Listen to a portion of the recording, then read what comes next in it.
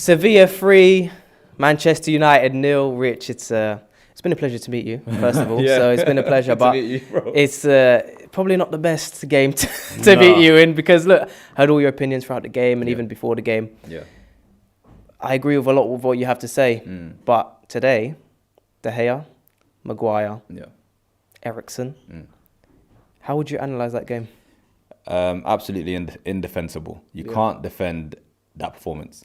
And, I said it earlier, but looking at every single player on that pitch today, even the subs that came on, no one could hold themselves their heads high. Absolutely. Like, it was absolutely poor performance from every single player. I think everybody played below their standards. And if they look back at that game, I think they're going to be very disappointed in themselves. I sound like a parent, like talking to my kids, but they're gonna be disappointed because we've done so much this season to get to this position. We've you think back to that round of 32 clash with Barcelona. Yeah. You think back to the last game against Real Betis, the last round against Real Betis. We did all these things to get to this position, and then we let ourselves down in this round. Yeah. Shocking, because across the tie, across both legs. I was about to say across both legs we're the better team. Definitely not. Yeah. But it was in our hands in terms of we could have, especially in that first leg, we could have put the game to bed. Yeah.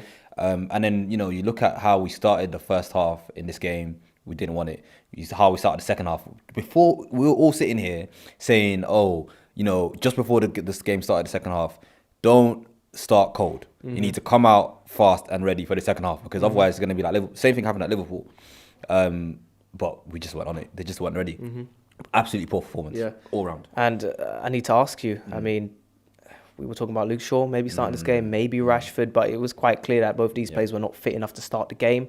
But even then, they come on, there's a bit more of a threat from Rashford.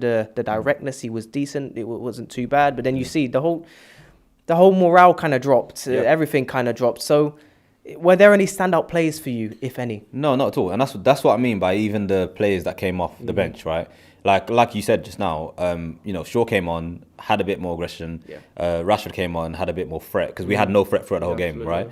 But then even, after, I don't know if it was after the second goal or, what happened, but you could just see whatever it was that affected the team, affected them, right? And it was just absolutely shocking. I just can't believe that they didn't perform. It's a shame because you're talking about their starting lineup and whether he could have started Shaw instead of Maguire, whether he could have started Rashford instead of maybe Sancho, or Martial, because Martial looked like he was carrying an injury. He did.